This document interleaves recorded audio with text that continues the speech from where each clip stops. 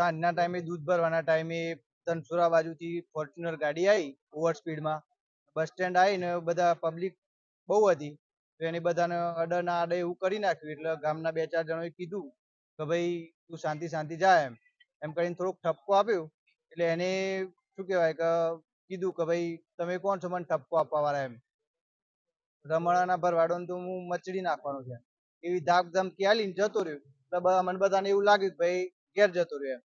પછી બીજી 5-10 મિનિટ પછી એ ગાડી આગળથી વાળી અને આવ્યો ઓવર સ્પીડમાં, તો એક ભાઈને ગંભીર ઈજા પહોંચી છે અને બીજા બધા 2-3 જણાનું વાગ્યું છે ને એવું બધું થયું છે એમ. અને છેલ્લા 2-3 કલાકથી અમે પોલીસ સ્ટેશન આવ્યા ફરિયાદ આપવા માટે. હું બસ સ્ટેન્ડ દુકાન પર બેઠેલો હતો ત્યારે ધનસુરા બાજુથી ફોર્ચ્યુનર બ્લેક કલરની આવી 77-71 નંબરની અને એટલી સ્પીડમાં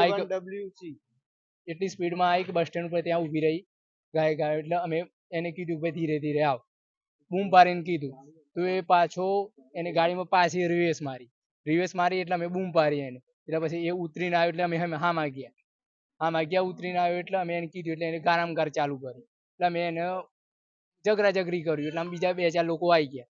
2-4 લોકો આવ્યા એટલે કીધું કે આપણે કંઈ કરવું નહીં, જવા દે એમ શાંતિ. એને એવું કીધું કે જો હેડો તમને ઉડાડી દઉં છું ને આમ ને તેમ.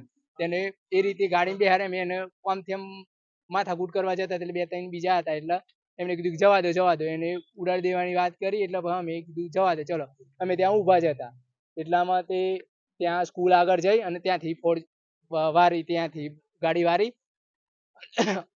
પીધેલો જ હતો ટૂંકમાં, બોલવાના હોશ નતા. 2 જણા હતા, પેલા એક ઉતર્યું પછી પાછું બીજું ઉતર્યું. સ્કૂલ કંદી ગાડી વાળી ત્યાં એક કોક છોકરું હતું અમે જોઈ જ રહ્યા છીએ ત્યાં એને ઉડાડતો રહ્યો અને ત્યાંથી એટલી સ્પીડમાં આવ્યો ને તેને ગાડી અમારા ઉપર નાખવી હતી પણ ત્યાં પાછળ ટ્રેક્ટર હતું એના કારણે અમારા ઉપર ના નાખી અને ત્યાં સીધી જવા દીધી. સીધી એને મારવાના ઈરાદાથી એને પછી ઉડાડી જ દીધા. 2-3 બાઈકો ઉડાડી દીધી. કેટલા જણા ઘાયલ થયા?